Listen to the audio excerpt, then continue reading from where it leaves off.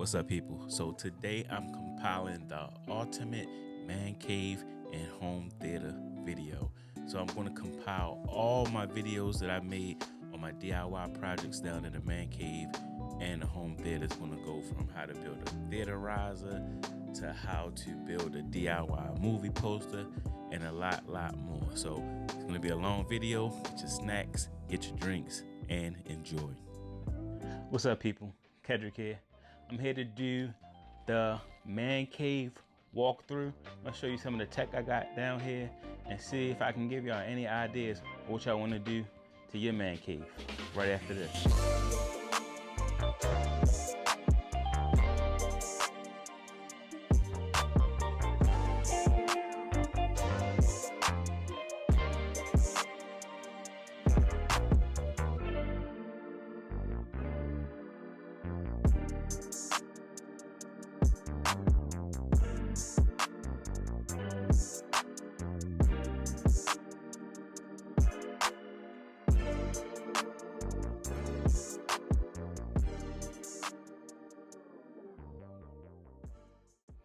Now, first thing I want to start off with is the DIY arcade system.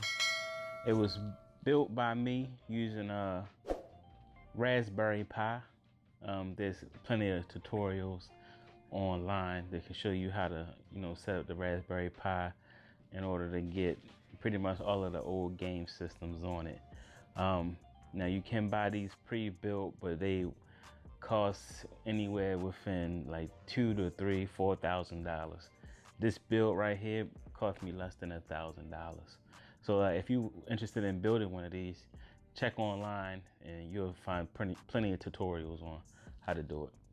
And as you can see, they pretty much any game you could ever think of, from Sega, Nintendo, all the way up to, I want to say the most recent system on here is the Nintendo 64. Yeah, so you got Dreamcast, Nintendo, Game Boy, Game Boy Advance, and television, Sega Genesis. Yeah, so I believe Nintendo 64 is the most recent system that's on here, and pretty much every game is on here. So again, yeah, that's something I built, and if you want to learn how to make your own, there's plenty of tutorials on YouTube. Second thing I want to show y'all is this little seating area that I made behind my couch. If you look at the actual table, it's made using epoxy. And again, YouTube, I looked at plenty of tutorials on YouTube that shows you how to do the epoxy countertops. And I saw it for the first time. I said, that's pretty cool. I got to try that out. So you'll see a little bit more of the countertops that I did later on. And as far as the TV, that is a 65-inch Sony 4K Android TV. Now, I got this maybe 3 or 4 years ago. One thing I would say, I would not recommend getting an Android TV. It's pretty laggy, not all that responsive, doesn't have the best interface. So as far as smart TVs, I would probably recommend either a LG or a Samsung when it comes to the smart TV interface. And paired with the Sony TV, I have a Energy soundbar. It's a 2.1 with the subwoofer. I think it's made by Clips. And I would definitely have to say this is one of the best sounding sound bars that I've had. I want to say it costs like maybe around $400. So it's not the cheapest sound bar, but it definitely is worth the money. So if you, they believe they sell these at Best Buy. You have to go into the, what do they call it? The Magnolia section of Best Buy. And that's where you'll be able to find that. Also with this TV, it's paired up with the PS4 Pro. Pretty sure you all know about the PS4 Pro. And I also have the iRobot smart vacuum. I want to say the model number is I860. I will probably stay away from that one and go with the 900 series, because this one seems to have an issue getting back to the dock. So if you're in the market for one of the robot vacuums and you're getting the iRobot, I will go for the 900 series. Next thing I want to show you is my Waterbox 10. So this is a 10-gallon saltwater fish tank. It's all in one. Oh, you just caught it as the light was going off, but it's all in one, and it's cool. I want to say this was like 200 bucks. Doesn't come with the light, but it comes with the sock filter and the pump, and all the filtration is built into the tank. So it's a pretty cool aquarium. If you're into that type of thing, check it out on waterboxaquariums.com. Okay, the next thing I want to show is the bar area. Again, this is another section where I have the epoxy countertops. And again, like I said, if you want to look online, there's plenty of tutorials on how to do one yourself. The TV I have here is just a very, very cheap 4K TV made by RCA. It's maybe 300 bucks. It's a 55-inch. It's not a smart TV, but I have it plugged into Amazon Fire TV 4K.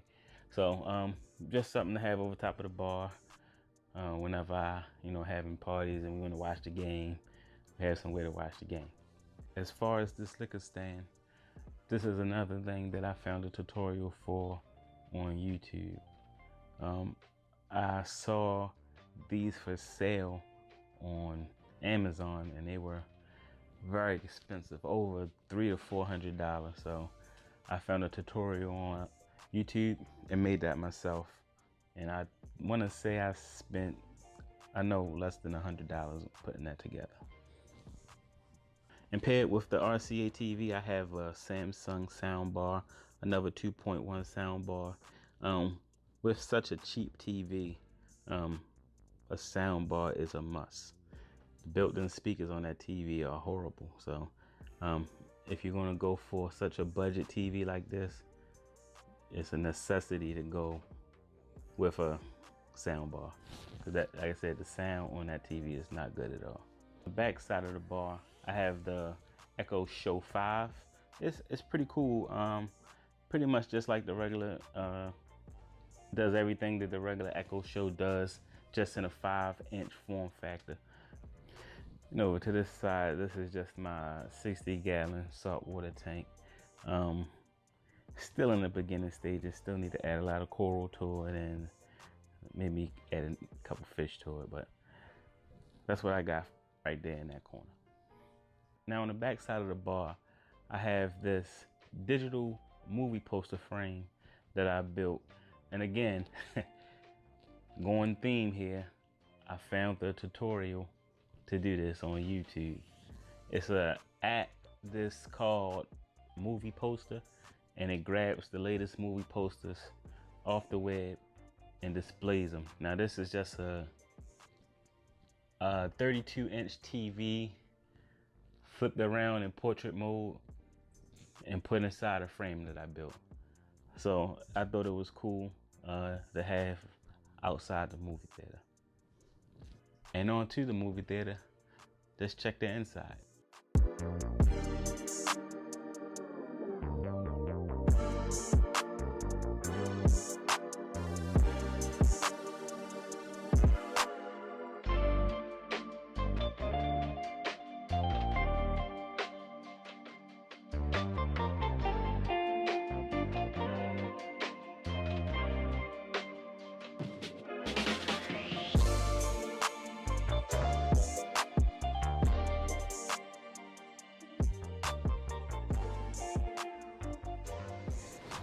So the first thing we're going to talk about in the theater is the TV.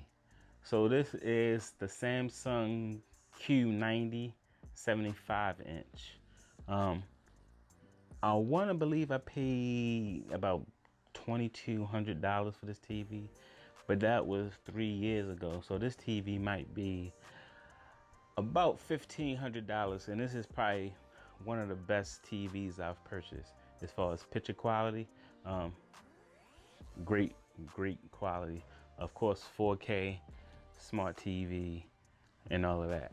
So again, I'll try to leave links for all of this stuff down in the description if you want to check them out for the current pricing, because a lot of this stuff I've had for a few years, so my pricing may be off. I don't know if you can see that down there, but of course the TV is paired with the Xbox One X for now until the Series X comes out, and then that's where that will be going. And I have everything hooked up through a Pioneer receiver. This one is a 7.2 Dolby Atmos receiver that I got from Best Buy, and I want to say this was about $400 or something like that. And I have it hooked up through Polk Audio speakers. Again, like, none of this stuff is, you know, too expensive. It's probably like in the lower to mid range. So if, like I said, if you don't want to spend, you know, $5,000-$6,000 on a stereo setup, this would be a good route to go. Like I said, a lot of this stuff has very good sound. Of course, it's not going to be as good as the $5,000 speaker set, but for this small room, it does good. Now, if you've seen any of my other videos, this tabletop may look familiar to you. This is where I've been doing my unboxings. But this is another countertop that I did with epoxy.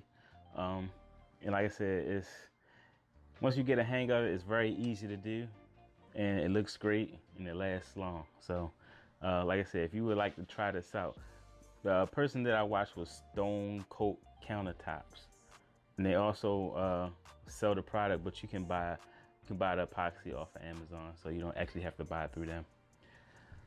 I also have the OG Echo Show. I use that to control lighting, you know, call other rooms in the house. So I'm pretty sure y'all all know about the Echo Show at this point. If y'all want a detailed review of any of the things that I showed y'all in this video, drop a comment below, and I'll be sure to drop a video on it. All right, so let's talk about my, what should you call this? Couch slash bed slash lounger. Again, like I said, if y'all can't tell already, I watch a lot of YouTube. So I was watching some videos on theaters when I was setting this up, and I always would see the theaters that had the big, nice, fancy couch in the front. And of course, I couldn't find one online. So what I do, I just built one. So this is just made out of 4x4s. The cushion part is just a full-size mattress. Threw some pillows on it, threw a microfiber cover on it, and called it a day. So like I said, very comfortable. We sit there and watch movies. I sleep there. Like, it's pretty much all purpose. Now, as far as the back row, I got these chairs from a website called 4seating.com. It's just your basic theater chairs that I got. They would fit. Also, I built this platform. So this was just a, when I first moved into this house, this was just a storage room. So I had to build this platform where you can step up and have a little bit of added height so you can see over the first row. Now, in addition to the TV, I also have a projector. Now, this projector is the ViewSonic. I don't know the exact model number. I'll have all that in the description. But it's the ViewSonic. It's a 1080p projector.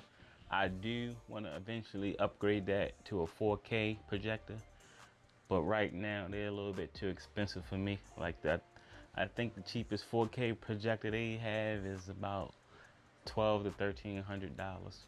So I'll probably be getting one soon, but I'm just waiting for the prices to drop a little bit. But for this one, it definitely has a nice picture quality. I'll show you the picture quality in a little bit, but that one costs about $500, and that one came from Micro Center. I don't know if you're fortunate enough to have Micro Center in your area, but if you do, that's where that is. If you're watching the video this long, drop Micro Center in the description, in the comments. If you've been watching the video this long, I appreciate you. Drop Micro Center in the comment section so I know. So another thing I wanted to tell y'all, save y'all some money real quick. If you ever been in Walmart and you've seen this record player, don't buy it. It sounds horrible. I'm pretty sure you've seen it. I want to say it was like $44. You know how Walmart prices be, $44.93. Do not buy it. Okay, so I want to show you what the video quality on that projector is. But before I do that, let me show you where the screen is. So if you look up, you'll see that little black enclosure that I built. That's where my screen is. And you see on the right side, that white box with the wire coming from it. I have to find a better way to hide that wire, but I haven't came up with anything yet.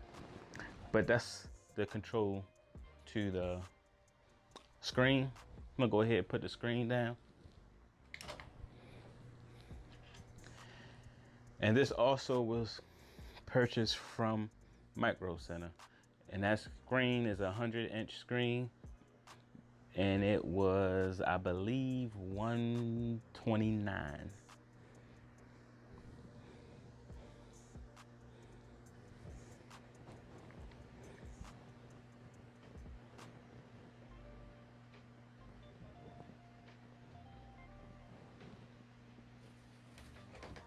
So this is about my view from the back row to the projection screen.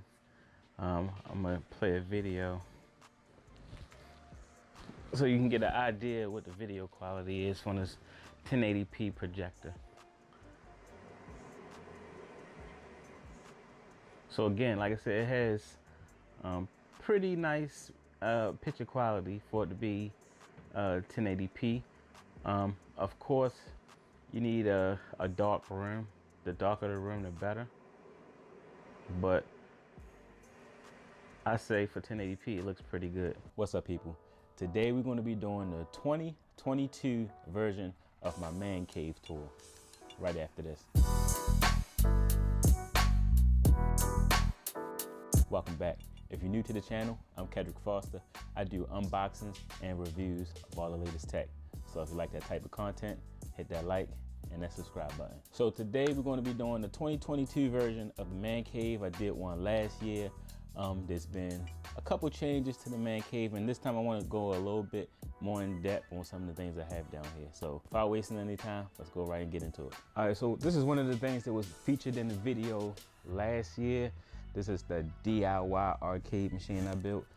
This whole cabinet is based on a Raspberry Pi, so everything is ran through a Raspberry Pi. These buttons and all of these track pads and anything, this can be purchased off Amazon.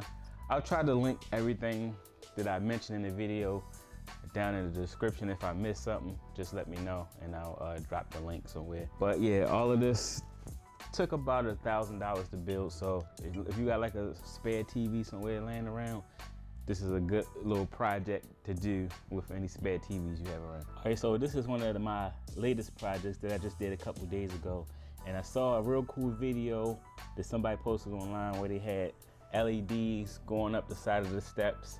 They had it where you got, like, as soon as you step, the motion sensor would pick it up and all that. It was cool, but it was a little bit too involved. So I found a little easier option and just got some Govee RGB light strips up the sides underneath the trim, up the side of the steps, and it gives a similar really cool effect. And once you turn the lights off, it really gives a nice cool feel to the step area. Now you can go into the app and customize how you want this light to look. You can put it a solid color, you can do the pattern, you can pretty much do a DIY setup of how you want these lights to run. And all it is 2 LED strips. So very inexpensive to do, and I think it, you know, brings out a much forgotten part of the man cave. All right, so this here is my DIY, and if you're catching a theme of this video so far, it's a lot of DIY stuff because I don't like to pay people for stuff. But yeah, so a lot of DIY projects. This is my digital movie poster. I actually just had a YouTube short showing a little bit on the back side to show how I put it together. It wasn't a full tutorial, but just to give you an idea how it's put together. I'll leave a little clip of that right now, but pretty much all it is a 32-inch TV inside some 2x4 or 2x6 framing with a couple of trim pieces around it to make it look fancy, but it's really just a 32-inch TV with a laptop hooked up to it. I had like an old laptop. I wasn't using for anything. So now I'm actually right now, which is different from the short video I did, I actually have a program that I had purchased a couple years ago that actually pulls movie posters from the internet and automatically cycles them. What I did on the other video, if you don't want to go through downloading the program and doing all of that setup, what I did in the last video was I took a bunch of movie posters that I downloaded from the internet, put them all into a video file and created a movie, and then just put the movie up and made it loop. So that way, you know, it was pretty simple. Just play the video and let it continuously loop. This setup is a little bit better because like whenever a new movie comes out, it'll be there and you don't really have to do anything. So it's constantly updating, pulling all of the latest movie posters from the internet versus just looping those same videos. All right, so this is another part of the basement that's a little bit different from the last time y'all were down here. I actually built this platform because, you know, I liked the way I had it set up last time where I had one couch behind the other couch, but of course the people on the back side didn't have the best view. So what I did was built this platform, that way the people in the back row could, you know, have a elevated view over top the front row. I actually put a little bit of accent lighting down at the bottom. I don't know if you can see that. Let me hit the lights. You can see I have a little bit of accent lighting right there at the step, and everything is controlled through the Govee app. For the past couple of years, I've just been buying any generic type of LED strips, but from now on I'm always going to buy Govee. Now this is not sponsored by Govee, anything like that, but I really like their product, and they seem to have the only light strips that can show multiple colors on a strip at the same time, which is really cool to me. So I got a lot of comments on the last video saying you need a bigger TV for that area, and I definitely agreed. Originally there was a 65-inch TV there, and now I have upgraded it to a 75-inch. This is a Sony, I can't remember the Sony A85, I believe. I'll drop the model number up right there. Definitely an upgrade to the space. I took the old TV that was there. There was a 65-inch, and now that TV lives over the bar. Let me hit the light so you can get a little bit of light. Let me see how that looks. That's also the 65-inch Sony. Now this is one of the older Sonys. If you remember in the last video, if you saw it, I highly encourage y'all to not purchase this TV because it's very laggy and non-responsive. But the new Sony TV that I have now, the sporting the new Google TV platform, very responsive, and I really like it. All right, so another one of my DIY projects was this liquor stand. Earlier I took this apart when I put this new TV up here, so I'm gonna show you a little bit of what the inside of that stand looks like. Very, very simple DIY project if you wanna do something snazzy to your bar to give it a nice little lounge type of look. So all it is wood with a couple pieces, like 3 strips of glass that I got from Home Depot, and then all you do is just spray paint it white, which is something I actually learned on YouTube somewhere. You spray paint it white, and then that way when you put the LEDs underneath, you'll get that cool glow effect. Let me hit the light real quick so you can see it a little better. Yeah, so it gives it a real cool little vibe down here when you're sitting at the bar watching TV. Nice little effect. So that's pretty much it for out here. Just another real quick look around with the lights on. Make sure I didn't forget anything of importance before we go into the home theater. Now, many of y'all have probably seen my video with the star ceiling, so y'all probably are familiar with this room, but I did make a few changes. So Let me get the light for you. Now, as you can see, I have transferred the light that's on my star ceiling over to one of the Govee lights, which I like a lot. And actually, my last video was from Govee, showing the Govee LED immersion kit for your TV, which is really cool. It gives you a nice little ambience around the edges of your TV. Whenever it's showing a certain color on the TV, it'll also show that color around the perimeter of your TV, which is really cool. All right, I want to thank y'all for watching. If you have any questions about anything that I went through down here, drop them down in the comment section and I'll be sure to get to them. So again, I want to thank y'all for watching. Don't forget to like and subscribe, and I'll see y'all in the next video. Peace out.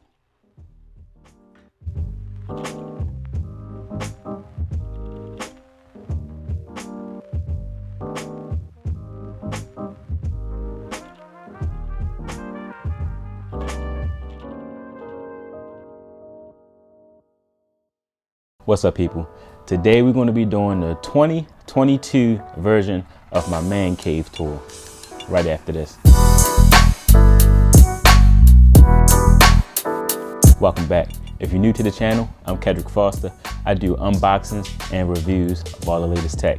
So if you like that type of content, hit that like and that subscribe button. So today we're going to be doing the 2022 version of the man cave. I did one last year.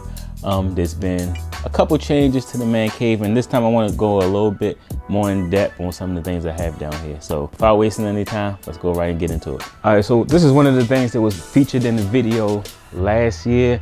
This is the DIY arcade machine I built. This whole cabinet is based on a Raspberry Pi, so everything is ran through a Raspberry Pi. These buttons and all of these track pads and anything, this can be purchased off Amazon. I'll try to link everything that I mentioned in the video down in the description. If I miss something, just let me know and I'll drop the link somewhere. But yeah, all of this took about $1,000 to build. So if you got like a spare TV somewhere laying around, this is a good little project to do with any spare TVs you have around. All right, so this is one of my latest projects that I just did a couple days ago. And I saw a real cool video that somebody posted online where they had LEDs going up the side of the steps. They had it where you got, like, as soon as you step, the motion sensor would pick it up and all that. It was cool, but it was a little bit too involved, so I found a little easier option. I just got some Govee RGB light strips up the sides, underneath the trim, up the side of the steps, and it gives a similar, really cool effect. And once you turn the lights off, it really gives a nice, cool feel to the step area. Now you can go into the app and customize how you want this light to look. You can put it a solid color, you can do the pattern, you can pretty much do a DIY setup of how you want these lights to run. And all it is 2 LED strips, so very inexpensive to do, and I think it, you know, brings out a much forgotten part of the man cave. All right, so this here is my DIY, and if you're catching a theme of this video so far, it's a lot of DIY stuff because I don't like to pay people for stuff. But yeah, so a lot of DIY projects. This is my digital movie poster. I actually just had a YouTube short showing a little bit on the back side to show how I put it together. It wasn't a full tutorial, but just to give you an idea how it's put together.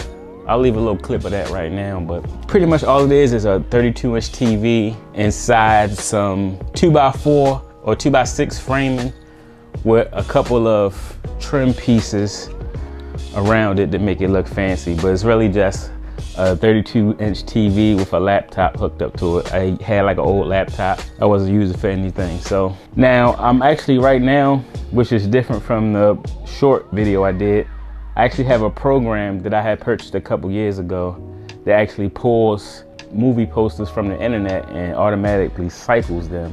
What I did on the other video, if you don't want to go through downloading the program and doing all of that setup, what I did in the last video was I took a bunch of movie posters that I downloaded from the internet, put them all into a video file and created a movie, and then just put the movie up and made it loop. So that way, it was pretty simple. Just play the video and that it continuously loops. This setup is a little bit better because like whenever a new movie comes out, it'll be there and you don't really have to do anything. So it's constantly updating, pulling all the latest movie posters from the internet versus just looping those same videos. All right, so this is another part of the basement that's a little bit different from the last time y'all were down here.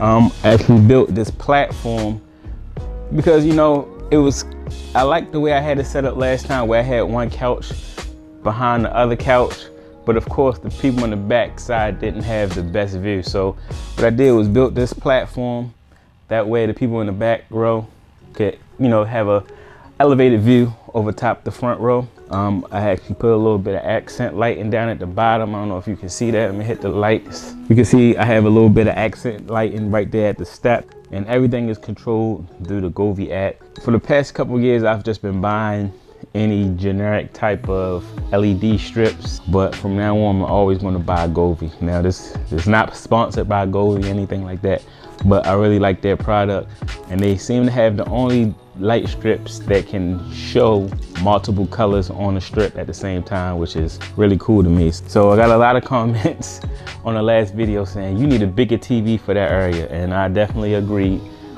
Originally there was a 65-inch TV there, and now I have upgraded it to a 75-inch. This is a Sony, I can't remember the Sony A85, I believe. I'll drop the model number up right there. Definitely an upgrade to the space. I took the old TV that was there. There was a 65-inch, and now that TV lives over the bar. Let me hit the light so you can get a little bit of light. Let me see how that looks. That's also the 65-inch Sony. Now this is one of the older Sonys. If you remember in the last video, if you saw it, I highly encourage y'all to not purchase this TV because it's very laggy and non-responsive. But the new Sony TV that I have now, the sporting the new Google TV platform, very responsive, and I really like. All right, so another one of my DIY projects was this liquor stand.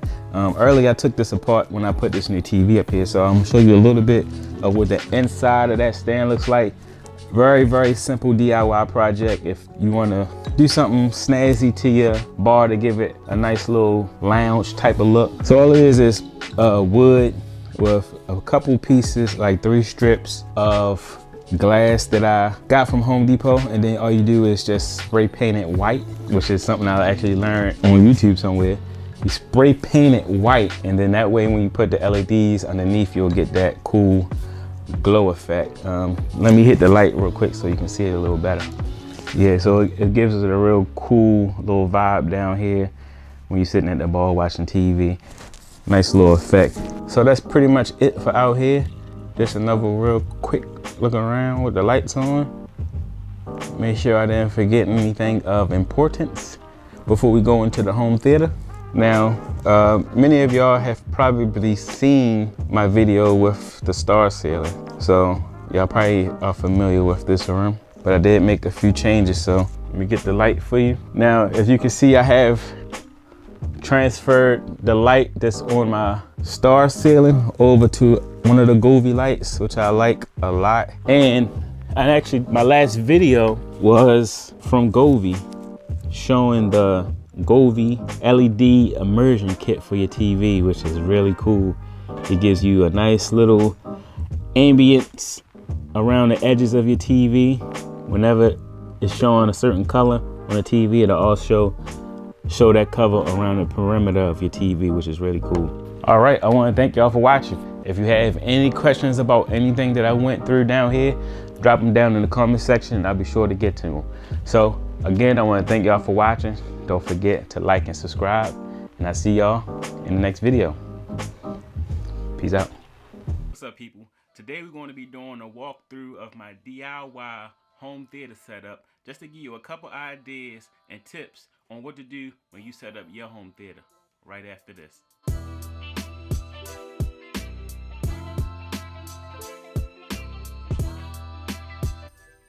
So if you subscribe to this channel, you already know that I had a tour of my entire man cave, but this video is going to be a more in-depth look at what I have going on in just the home theater setup.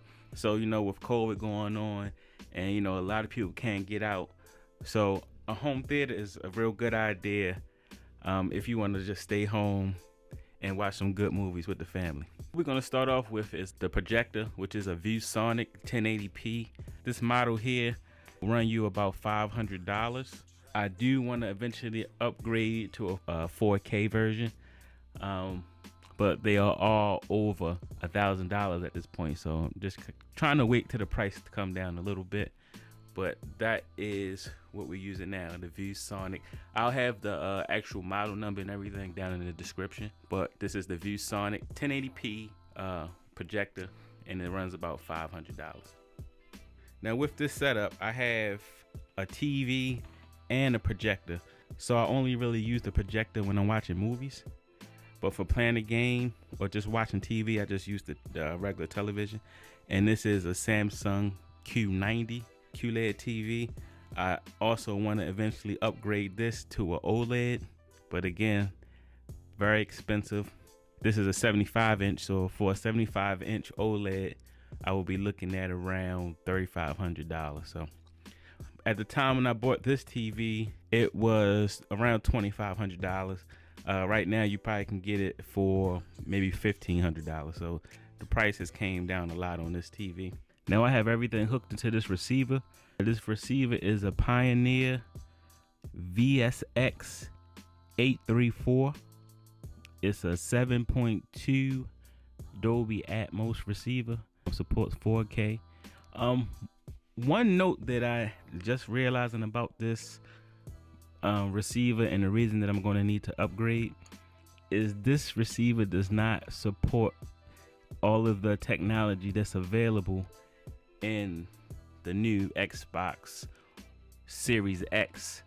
So previously I had the regular Xbox One X hooked up here. You can go onto the Xbox menu and you can see all of the supported video types, and when the Xbox is being ran through the receiver, I'm not getting all of the features that are available on the Xbox Series X.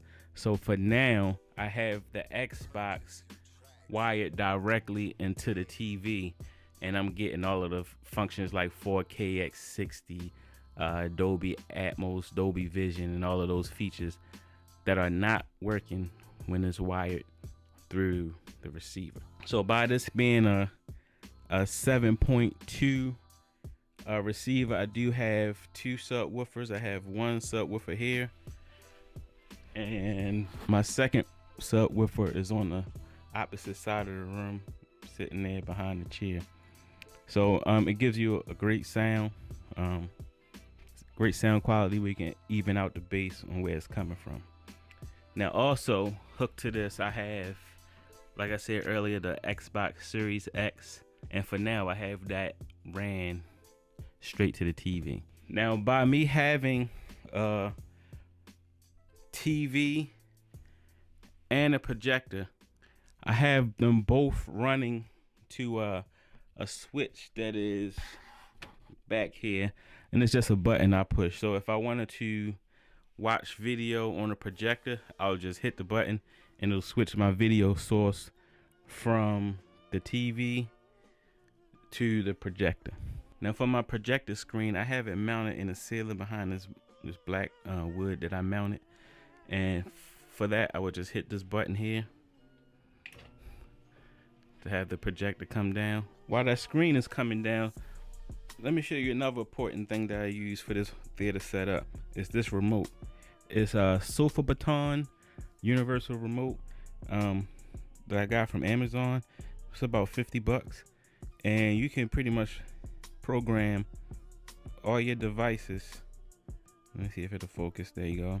To this remote, and it'll be easier to be able to control everything you have right here from this one remote, so you don't have a million remotes laying around. All right, so now that I have the projector up, I'm gonna had to cut the lights down to get the best quality, and you can see the video quality coming from this.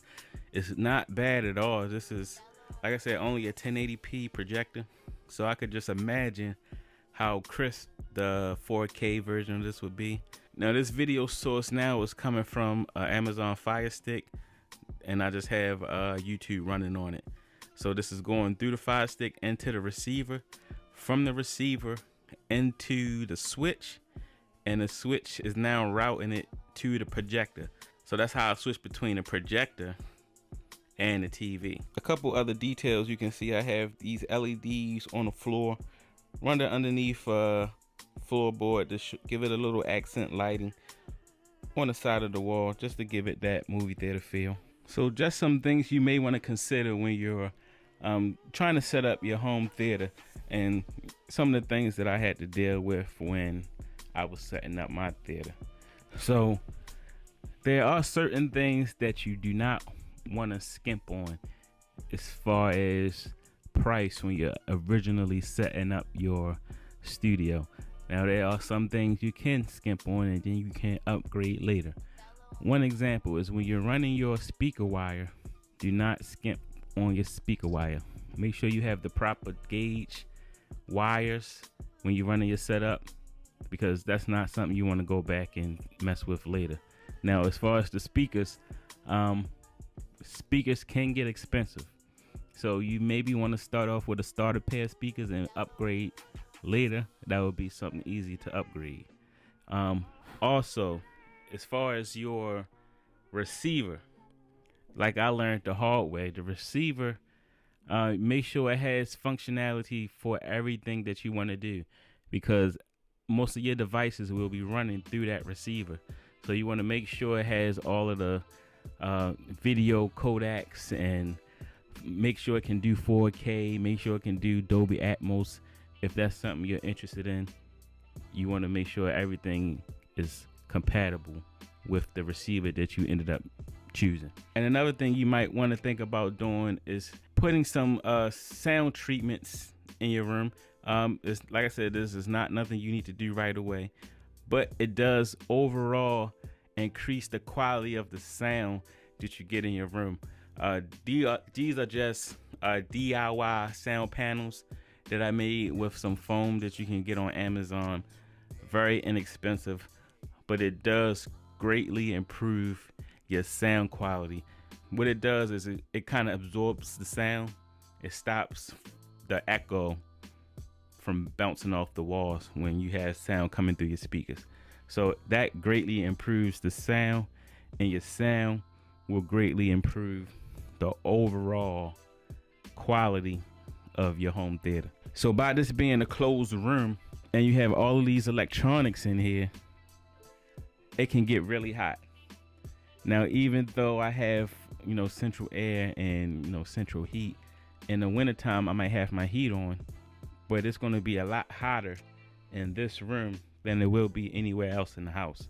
So I installed this fan, because just trust me when I tell you, it's going to get hot in here. So this fan is probably on 90% of the time, because it will get hot, especially if your theater does not have any windows, which you really don't want it to have windows, because the darker the better. Now for the setup, I have 4 wall speakers.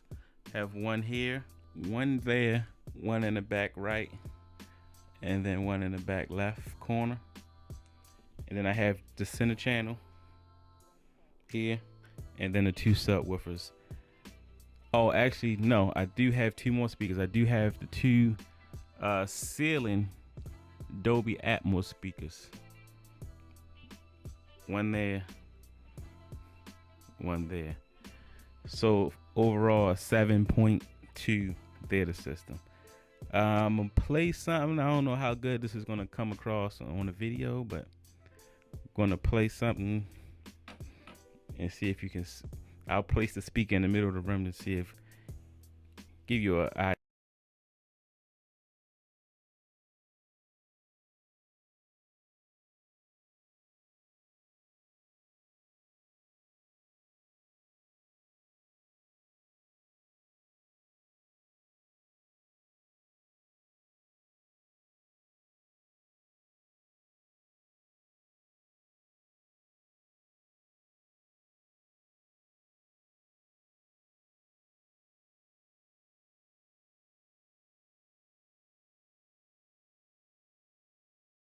so that's gonna be the end of this video.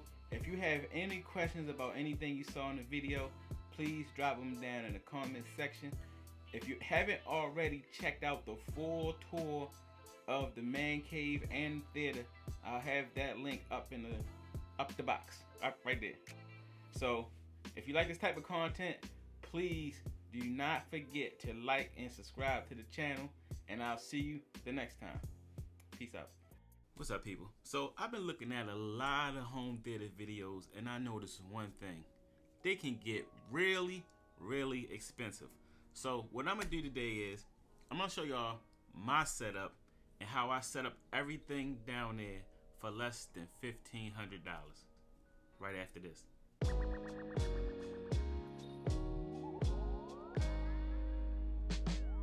Welcome back. If you're new to the channel, I'm Kedrick Foster.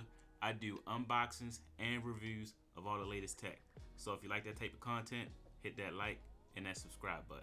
So I would consider my home theater pretty much a starter home theater. I don't have anything that's over the top expensive. I did have a couple things I wanted to make sure my theater had. One is I wanted to make sure it was Dolby Atmos, and one, I wanted to make sure that it would be easy to upgrade when I was ready to upgrade. So we're gonna go ahead down to the basement. I'm gonna show you everything I got down there, how I have it set up. I'm gonna try to give you an example of how it sounds, how it looks. And then at the end of the video, I'm gonna come back and I'm gonna give you a breakdown of how much everything costs and how I got everything for less than $1,500. All right, let's go ahead and head down to the basement. So we're gonna start with the projector. The projector is the ViewSonic PX700 HD. Now the projector is one spot. If you do have a little bit extra in your budget and you wanna upgrade this, this would be a good place to do it. Now this is a 1080p projector. Eventually I wanna upgrade this into a 4K projector. But the good thing about it is when it is time to upgrade, it's as easy as just swapping out the projector itself. So it's not too involved, too much to get into when you want to go ahead and upgrade this. Okay, so then we're going to go over to the actual speakers. Now I have 4 of these speakers. These are the Polk Audio T15s. Now another spot, if you have a little bit of extra money, this is where you definitely want to upgrade, because your sound is just as important as the video, if not more so when you're talking about a home theater system. So if you can reach into those pockets a little deeper, you can definitely stand to upgrade these speakers. But if you're just starting out like I was and you just wanted something to get yourself started, the Polk Audio T15s are definitely a great option. They sound pretty good, especially if you're in a smaller room like this one. Maybe not if you're in a bigger room. I want to say this room is about 16 by 12. So if you're in a room that's any larger than this, you might want to get a little bit more powerful of a speaker. But for, like I said, for smaller rooms, this would do just great. Now these come in a pair. I actually have 2 pairs, 2 for the front and 2 for the rear. So yeah, that's the Polk Audio T15s. And for my center channel, I have the Polk Audio T30. Again, it is important to have all of your speakers come from the same manufacturer. I don't know if you've seen this in a lot of the other videos you watch. I'm sure you watch other videos before this one. If at all possible, make sure your speakers match so they have the same sound signature. When you do eventually upgrade, you can upgrade all your speakers at the same time, because you want to definitely try to keep that same sound signature. Now these speakers, like I said, for the room size, they sound pretty good. Before we go back upstairs, I'm going to put something on, hopefully something that I won't get a copyright strike on, but I'll put something on to give you an idea of how everything sounds and how everything looks. And as far as the subwoofer, I'm also using a Polk Audio. Can't remember the model number of this off the top of my head, but I will have links to everything down in the description. All right, so now we're gonna go to the receiver itself. So when I was selecting my receiver, there was kind of 2 main things, well actually 3 things that I want to make sure it had. I wanted to make sure it could support 4K. I wanted to make sure it supported Dolby Atmos. And I also wanted to make sure it supported a 7.2 audio setup, speaker setup. So this right here is the Pioneer VSX834. Now, when you're selecting your receiver, this is one of the things that you want to definitely make sure you take some time to research and make sure you make your right selection. Because like I said, you're going to be upgrading. You want to make sure your receiver is something that's going to be future proof. So if you're going to eventually go up to Dolby Atmos, definitely make sure your receiver is compatible with it. If you don't already have 4K, make sure your receiver is compatible with it if that's something that you plan on upgrading to in the future. All right, so let's talk about the screen. So this is a 100-inch motorized screen. Now, why do you need it to be motorized? You don't, but in my opinion, if this is a room that you want to use on a daily, I would recommend you also having a TV in the room. And let me tell you why. The projector, first of all, most of them are going to have a bulb in it. And if it's something that you're going to be running every day, you're going to run straight through those bulbs, and those bulbs are not cheap. If you're going to be watching TV on a daily basis, it will be beneficial to you to have an actual TV behind your screen so you can retract the screen when you're watching TV, and when it's movie time, you can lower your screen and watch your movie. All right, so I'm gonna get something started up on the screen, give you an idea of what everything looks like, what everything sounds like. Let me find something that can play, and I'll be right back. Oh, just released. I'm gonna go ahead and download it, and we're gonna go through all the details right after this.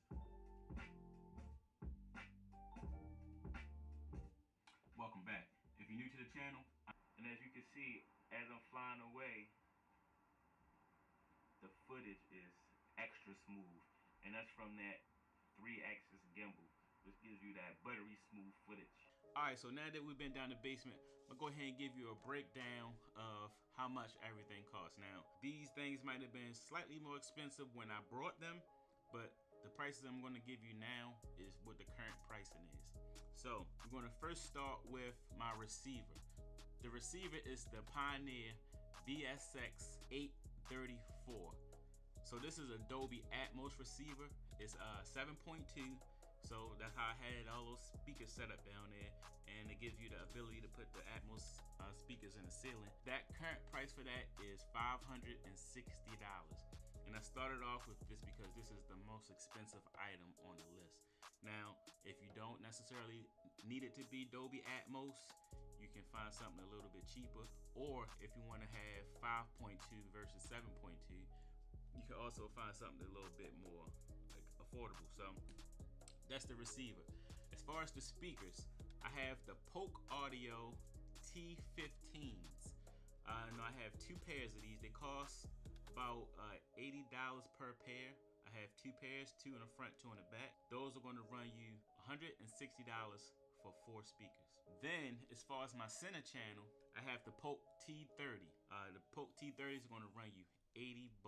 And as far as the subwoofer, that's also a Polk Audio, and that ran me $150. Also, like I said, I'll have all the links down in the description if you want to check any of these out. And as far as my projector is the ViewSonic PX700 HD, and the current price for that is $440. So like I said, this is another one of the things that I do want to upgrade. I do eventually want to upgrade to a 4K projector, but when I go to swap this out, it's going to be pretty much a simple process. It's pretty much just plug and play. And finally, the projector, the motorized 100-inch projector screen. I couldn't find the exact model that I have, but I found one that does the same thing, the same size, and it's going to be $100 on Amazon. So when you go ahead and add all of that up, it comes in at $1,490. So all that stuff, you can have your whole setup for less than $1,500. Now, of course, you can substitute some stuff. You can make this slightly less expensive. You can make it a little bit more expensive if you want to upgrade some of the components of this.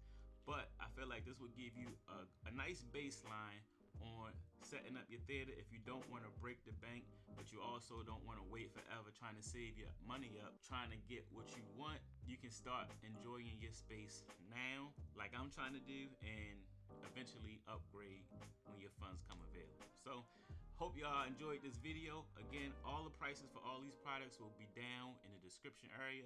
And again, if you have any actual questions about any specific item in the video, just go ahead and drop it down in the comment section. I'll be sure to get to it. All right, so that's pretty much the end of the video. I want to thank y'all for watching. Also, don't forget to like and subscribe. And until the next time, I'll see y'all later. Peace out. What's up, people? Today we're going to be turning this to this. Coming right up.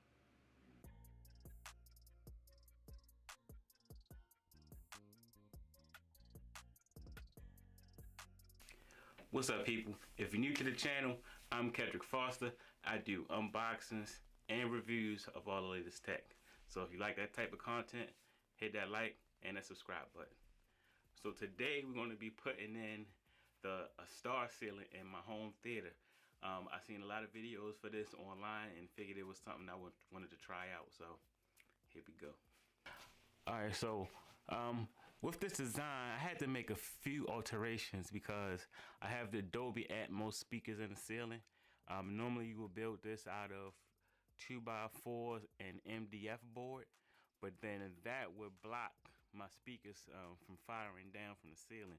So what I'm going to do is I'm going to build the frame, but instead of having an MDF, I'm going to just have a fabric. That way the sound will travel through the fabric and won't be blocked off by the board. Now this is the wood I have to make the frame. Everything is already cut.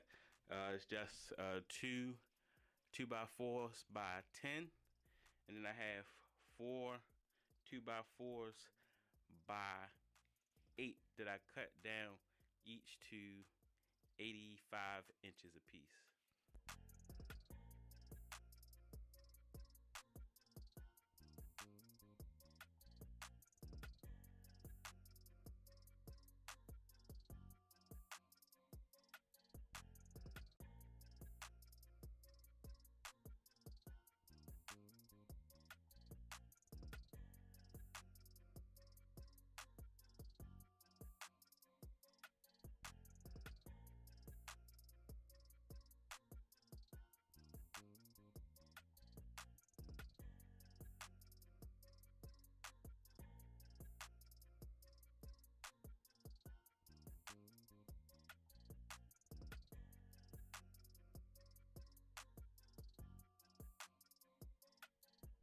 Okay, so now I got the frame done. The space is tight in here, but I had to build the frame in here because it's not going to fit through the door. So I'm trying to make it work in this little tight spot. So normally what you would do here is you would put the MDF board on. But like I said earlier, I'm not going to use the MDF board. I'm just going to use a piece of fabric and stretch it over top of the frame. So this frame is really lightweight.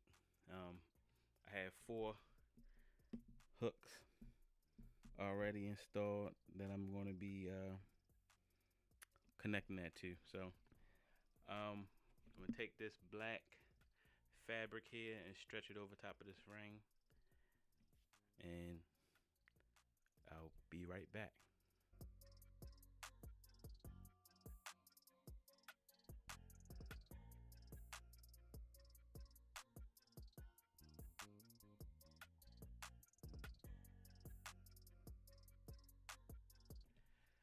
Alright, so now I'm done putting the black fabric over top of the frame. The next step now is to take some LEDs and I'm going to put them around the perimeter of the frame just to give it a little accent lighting. What I used to put this fabric on the frame was just a glue gun and some staples. So I stretched it out, make sure there was no wrinkles in it, and now it's time for the LEDs.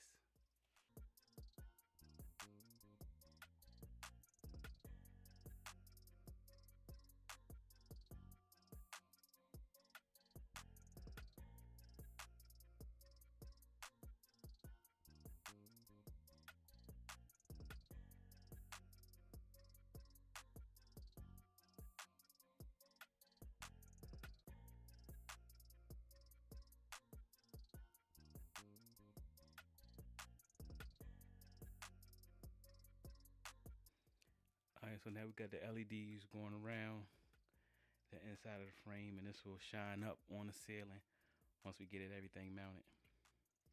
And this also can change colors. So alright, so the next thing we're going to do now, once we got the LEDs in, we got the fabric on. So now what we're going to do is install this. This is the actual fiber optic star maker, or whatever it's called, but this is what you use to make the stars. So pretty much the light comes out of this, and these are the fiber optic cables. It's 450 individual cables that I have to feed through this screen. So it's gonna take a while. I'll be back.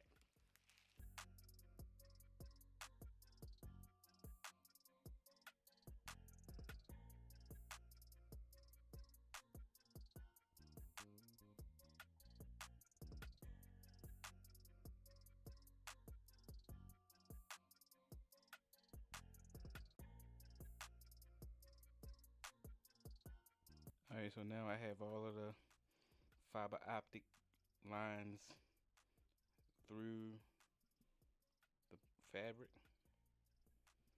and I disconnected the one light that was in the ceiling, and I ran the wire so I can reconnect the light outside of the actual frame. So we're gonna go ahead and put the bolts on and get it hung up. Almost at the end. Alright, so now we got the panel hung, and as you can see, all these wires are still hanging down, so we have to go through and trim each one of these about 1/4 of an inch from the frame. And also I have the wire running off the side from where the coming from the light, so I'm gonna mount the light on the side of this so I can still utilize that. So once we get done with that, I'll be right back to show you the finished product. And now that we have everything cut, this is your final product, and I think it turned out pretty good. Alright, so let me show you what you can do with the app. So I have two different apps. One is for the actual stars, and one is for the accent lighting that's going around the sides. So let's show you the what I can do with the actual star app. Now this one is ran by Bluetooth only, so it's not Wi-Fi.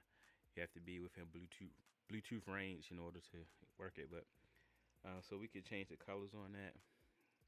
That's the red, pretty much any color you want to, green. You can actually turn the twinkle off. It has 4 speed settings. This is speed 3. If you go to 1, which would be the slowest, it go 1, and then 4 being, or actually, let me, 1 being the slowest,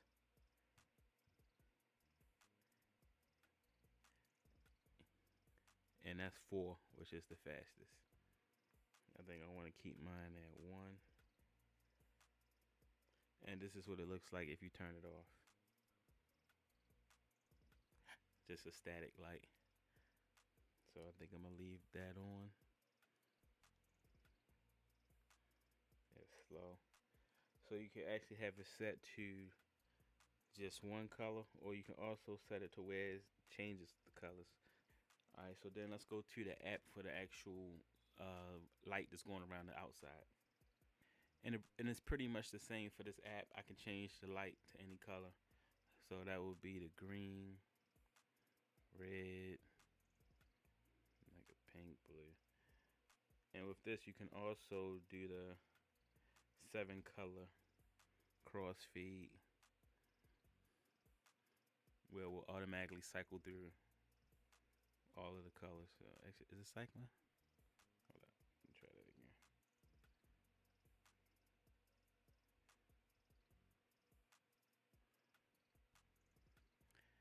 So yeah, there you go. It's cycling through all 7 colors, and then you can actually set the speed to this to make it faster or slower. That's the fastest right there, and then you can slow it down. So alright, so this is going to be the end of the video. Overall, pretty cool project. Took me about 6 to 7 hours to complete, and as far as the budget, I probably spent about 200 bucks. So all in all, not too bad. If you like this type of content, please don't forget to like and subscribe. We're on the road to 1,000 subscribers. I want to thank everybody that's subscribed already. So make sure y'all stay tuned for more content. See y'all the next time. Peace out. So this star ceiling has been running for 25,000 hours straight, and this is what happened. So I'm here to answer all your questions about how the star ceiling has been holding up after almost 3 years of it being on. Now, I left this running. I don't turn it off. I leave it running. So it's been running for 25,000 hours plus. So I'm going to get into a lot of the things that y'all been really wanting to know about the star ceiling after it's been running for almost 3 years. Plus, at the end of this video, I'm going to give you one thing that I had no idea was going to happen. So first, a lot of the people were concerned with this being a potential fire hazard. Safe to say, no fires, no burning. Actually, the fiber optics do not even get hot. So if you know what a fiber optic is, all it is a plastic, pretty much like a plastic fishing line with a light shining at the end of it. So if you ever went to the circus back in the day, it's like one of those toys that had like a light in it and then a little fiber optics coming out of it. Same thing. So not enough heat to have any potential fires or anything like that. So that's something that you don't really have to worry about. Another big question is sagging. Did it start to sag? And yes, there is a bit of sagging. As you can see here, there's a little bit of sagging towards the middle of it. Now, of course, this could be fixed by tightening up the staples that you'd use on the side of it. This pretty much happens because the weight of the middle of the fabric starts to sag down and starts to pull on those staples. But I think after 3 years, the saggage is pretty much at a minimum. So nothing that I would really be concerned with. Something that you maybe could do to kind of minimize this if you haven't done this project yet is put a few extra staples around the outside when you first put it on to give it a little bit more strength against that center weight pulling down. Third thing, glue. So when I originally did this product, I did not glue the fiber optic lines in place. So of course, if you start to get a little bit of sag in it, then those fiber optics will move. So what I did was, after the fact, and I'll show you a clip of it here, I actually glued it on the outside of the fiber optic panel instead of on the inside, because of course that would require me to take the whole panel down. And it actually gave the lights a little bit more pop. So you put that glue at the end of each fiber optics on the outside, and it makes each light look a little bit bigger. So of course you can do the hot glue on the inside if you don't want to see it, but I also think it looks good on the outside. So I'm curious to see what y'all think about that in the comment section. Let me know if you prefer it on the outside or the inside. I went with the outside and I think it looks pretty good. So another thing, there was a failure. So the LED strip that I put around the perimeter of the star ceiling did die on me. And this actually happened less than a year into the star ceiling running. The issue with that was I just used a regular cheap Amazon LED strip, which I shouldn't have did. So I did have to end up replacing it with a Govee strip, which has been running now for about 2 years and haven't had any issues with it. Also, of course, with the Govee lights, you can control them through the app. So it's a lot more accessible to me to be able to change the colors. And it also has a little controller that I have hanging out the front of the panel if I just want to go and hit the button and change it by hand. So one comment that I was getting a lot of in the comments that actually had me concerned, because I didn't even think about it when I was doing the ceiling, was it's going to be a breeding ground for spiders. And safe to say, haven't experienced that at all. Now, depending on where you are in the country, this may be different. If you already have a spider problem at your home, then I can see how this would be a bad place. Well, I can see how this would be a good place for spiders to try to nest. So if you are in one of those environments, I would recommend just getting something to seal over the top on the back side. Now, one thing that does kind of concern me now with the star ceiling after it's been running for 25,000 hours is the actual motor for the star ceiling. So if you can see how the light's twinkling, that's ran by a motor. And I am starting to hear that motor. Now, if I'm watching a movie and I'm watching TV, it's not loud enough to where I would hear it over that. But if I have the TV off and I'm trying to sleep, you do hear that motor sound running, which I don't remember hearing that at the beginning. So, of course, the motor can be turned off, but then you won't have your twinkle. Something you might want to think about, maybe not having that motor running all the time, because it's starting to make a little bit of noise, and that does concern me a little bit. Now to the thing that I didn't really think about when I first made this design, but has been a major plus. This star ceiling has doubled the quality of the sound in my home theater. So it's almost acting like a big acoustic panel. Of course, you have the fiber optic, you have the cloth, then you have the felt behind it, which absorbs a lot of sound. So if you know anything about treating your room, you don't want to have too many hard surfaces, because you'll get that echo. You'll get the sound bouncing against the walls and you'll hear that echo type of sound. But this star ceiling fixes a lot of that. Now, of course, I do have some sound panels throughout the wall, but I found a big difference from before to after I installed the star panels with the sound quality in the room. So if you're trying to upgrade your audio, you got a home theater system, you got some speakers, this is definitely going to upgrade that sound. So if y'all have any other questions about the star ceiling, definitely don't hesitate to drop them down in the comment section and I'll be sure to get to them. So I want to thank y'all for watching. Don't forget to hit that like and subscribe button, and I'll see y'all in the next video. What's up, people? So earlier this year, I did a video showing all of the things that I had did downstairs in my man cave, and y'all had a lot of questions. So I'm gonna take this time out on this video to answer all the questions y'all left down in the comment section. So without any further ado, let's get right into it. All right, so our first question is from JadaKiss58 asking, where did I plug up the wires for the LED lights on my steps? This is something that I answered in another video where I actually showed the whole process of how I did that. That video will be linked down in the description. But pretty much basically what I did is I drilled through the top step. Now this only really works if you're in the basement and the back side of your steps are not finished. I just drilled a hole through the back of the top step and ran the wires that way. So I hope that answers your question. So this next question is from Randy Jerome. He's asking, did you build that arcade cabinet and where can I get the plans? So yes, I did build the arcade cabinet, but there is no plan. So I also have a video on not this particular arcade build, but another one, a smaller one I did in the kids' game room, and it's pretty much the same process. This is just a smaller version of it. Pretty much what you do is you're going to draw out one side of the arcade, trace it on a piece of MDF board is what I use. Pretty much just trace it on the side of the MDF board, cut it out, trace it again, and cut out both sides. And then depending on the size of your TV, cut the backboards and so forth. I have a whole video showing the process of how I built one of these. So if you want to check that out, again, I'll leave that video linked down in the description. It's not the same exact build as the one you see down here in the man cave, but it's a really similar process, just on a smaller scale. Next question is from Travail Smith asking, did I frame my own jerseys?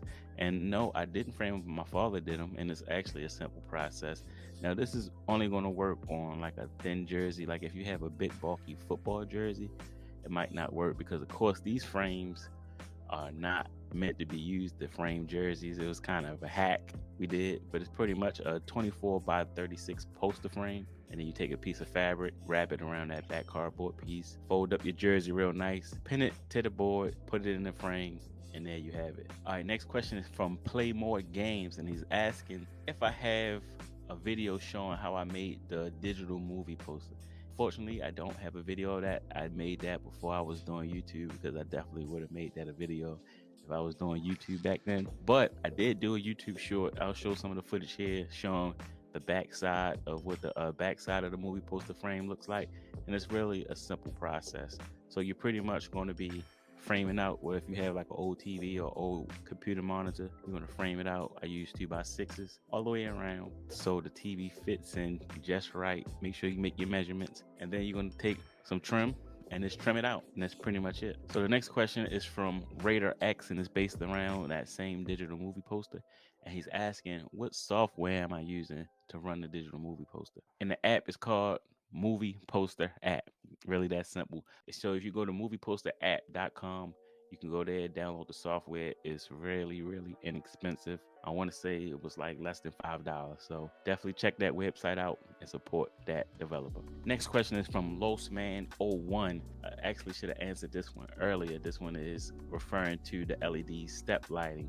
And he's asking if I used 2 separate packs of Govee lights or did I just use one larger pack. Now, originally I used one larger pack, and that's what I suggest you do. You know, the normal lights will come in 16-foot lengths, but if you go to the Govee website, they also sell a pack where it comes with 32 feet of LED strips, and that will actually be 2 separate strips, but they're hooked to the same controller. So then you can have one side going down one side and the other side going down the other, and they both connect to the same hub, so you'll get a better effect when you're doing some of the lighting effects. Next question is from Thanos the Titan ML, asking what's the size of my basement excluding the theater area. So the measurement for the main area of the basement is going to be 16 by 38. All right, next question is from Benjamin Wagner, asking where did I get the stands for my alcohol stand? And I just made those from a piece of plexiglass. So I went to Home Depot, got a large sheet of plexiglass, cut it in strips.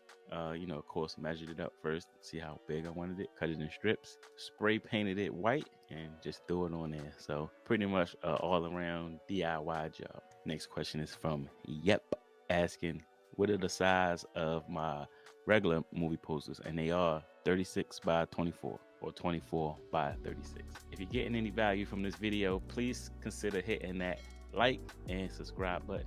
I definitely appreciate the support, and it definitely helps out the channel. All right, next question is from Wayne Gatling. He says, since you're a DIYer like myself, did you actually build the bar yourself? And yes and no. So I built the bar, but I did use pre-made kitchen cabinets that you can get from Lowe's. Just as your basic unfinished kitchen cabinet that you can buy. They have different lengths. I used that to actually build the cabinet part of it, which saved me a ton of time. I have built bars in the past where I did the whole thing from scratch, and it took way longer. So this pretty much cut my construction time in half. Another question from Wayne Gatling. Also, your accent wall, is that wood flooring planks? And it is. You might think they're either actual wood or the laminate flooring planks, but these are actually the peel and stick flooring. It actually took me about 30 minutes to put that whole wall up. So it's pretty much that peel. It has the self-adhesive on the back of it, plastered up on the wall. There you go, easy fix. And really inexpensive. That whole wall probably cost me less than $100.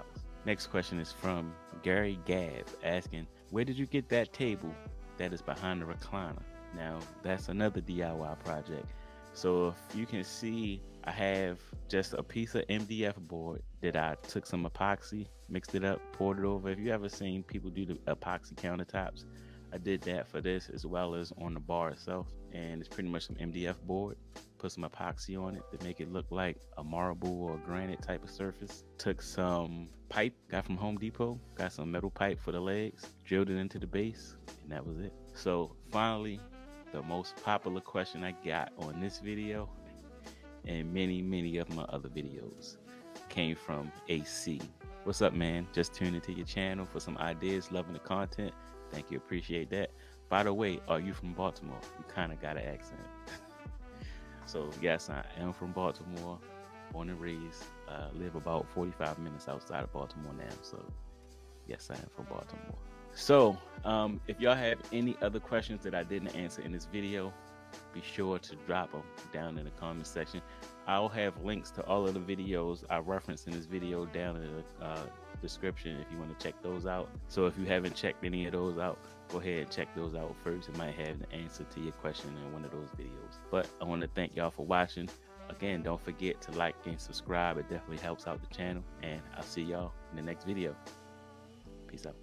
What's up, people? So today we're going to be checking out a product that I was actually really excited to check out because it's something that I actually have never seen before. So this is going to be the Luminary Smart LED Recessed Light Kit.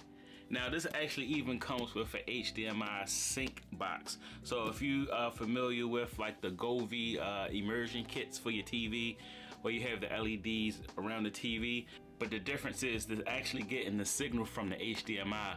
And as you know, with the Govee, is using a camera to try to figure out what colors to put on the LEDs and where this should be a lot more accurate because it's getting the signal directly from the HDMI cable. So let me show you where I'm going to try to install this. So as far as the LEDs, around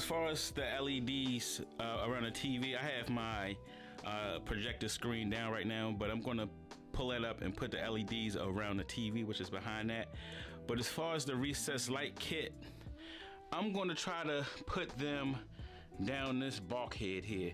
So as you can see, those three lights are the only lights that I have here, and this room gets really dark even with those lights on. So I think these lights down this row, down the middle of this bulkhead, will give me some much more needed light. It even looks brighter in here than it normally is because I have this little LED light so you can see me. But normally it's really dark in here even with those 3 lights on. So I went to Home Depot. Let me give you an idea of the stuff that I needed to make this project work. So I went to Home Depot. I picked up a light switch. I'm going to show you what I'm going to do with that later. Got me a light panel, some electric cable, 25 foot, and I'm going to use this drywall cutter. You can just use a regular drywall knife if you don't have one of those, and then just screw just to screw the lights in. So what I'm going to try to do, I'm going to try to tap into this electric outlet there in order to run my LEDs down this bulkhead, and then on this back side I'm going to put a switch over there so I can be able to manually turn it off. Even though these lights are controlled through the app, I want to have a physical switch as well. Alright, so before we get started, we're gonna go ahead and unbox this and see what comes in the box. Let me try to back this up a little bit so you can see. Alright, got your instruction manual, got your hole cutout template. I'm gonna be using this to cut out my holes in my bulkhead. And it has 3 individual boxes. Let me go ahead and pop these out. Alright, box number 1.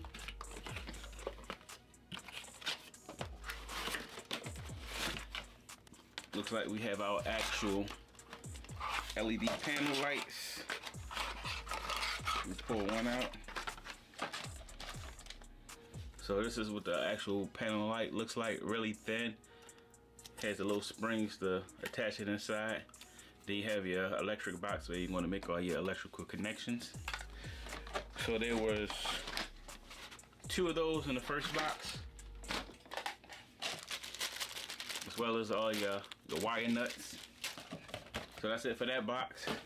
Okay, so here's your HDMI sync box. This is probably going to work a little bit different than I thought because I see that it has actually 3 HDMI inputs in 1 output. So I'm curious to see if we can maybe use this as a switcher somehow. That would be nice.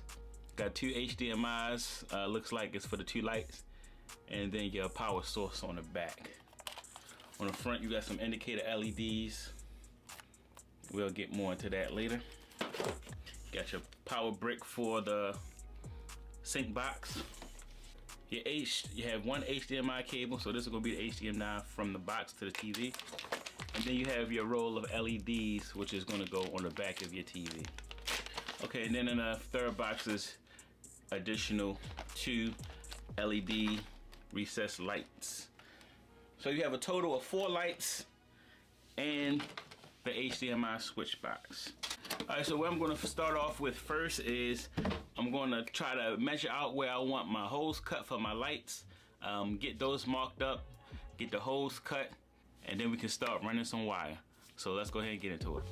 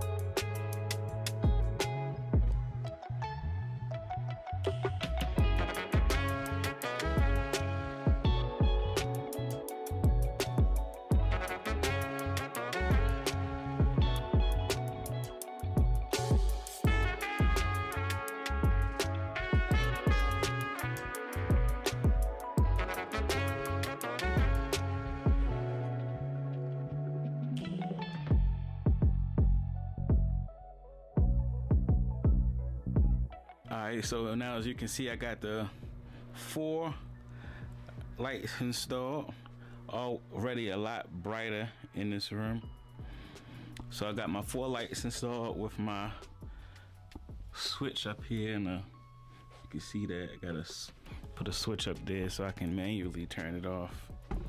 So now we're going to move on to this section where we're going to install the LEDs around this TV. So this camera here will no longer be needed. This is the camera from the Govee immersion kit, and like I said earlier, this kit uses the HDMI sync box. So let's go ahead and get that set up.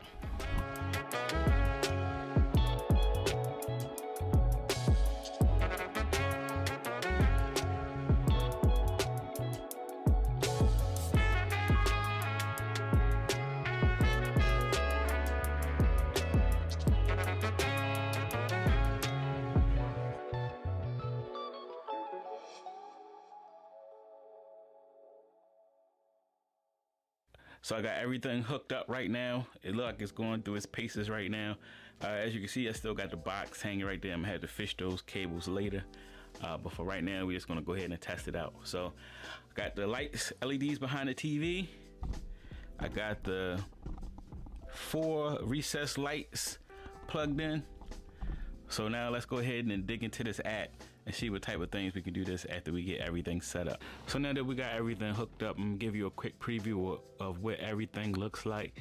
So I got the LEDs behind the TV, and I got the down lighting hooked up and synced to the app. You see I got all 4.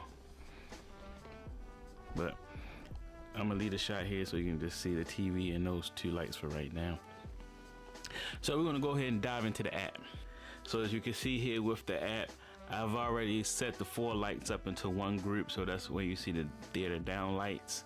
And then as far as the HDMI smart hub, that's gonna be the one here. I'm gonna go ahead and click on that. Future me here, something that I wanna jump in and add that I missed in the original recording of this video is how to sync your recessed lights to your HDMI sync box, because if you blink, you'll miss it. So you want to go to the HDMI sync box and you want to click to where it says configure this device. That's how you'll be able to add your recessed lights to your sync box, and then you'll be able to have not only the back LEDs but the recessed lights sync up with your HDMI box. So just want to add that in. Back to the video. Now, as far as the app on the side of the actual HDMI box, what I have it set on is I'm doing the actual colors from the actual TV. So if you go, let me go back to the menu so you can see that. When you go to video mode, and I have it set to multiple colors, as you can see here. So whatever color shows up on the TV is what's going to show up on the lighting package. So let me go ahead and switch to a better video that's going to illustrate this a little bit better. And as you can see, the light is reacting to what's on the TV screen. It's very responsive. It does a really good job, but just to keep in mind, this kit is made for a 65-inch TV, and this is a 75-inch TV. So it probably will give you a better result if you had the actual 65-inch TV. But even still with this, I think it looks really good. Let me kill the other lights so you can see it a little bit better. All right, so I turned off the other lights so you can get a better effect of what the LED immersion looks like. So let me go ahead and power these other lights back on. So I'm going to go ahead and turn the down lighting back on. And if you want to go into the actual menu, you can go ahead and click on it. And as you can see here, you can change the different hues of white, your different color temperatures here on the app. And then if you want to switch to your RGB, then you have that where you can switch. And the app is really responsive. I really like it. The colors are vibrant, it's bright, pretty nice. Now, this kit is really aimed towards if you're doing a new install. I wouldn't say this will be the best thing to use if you already have existing lighting, because it's not like a retrofit kit. It's best to do a new install with these.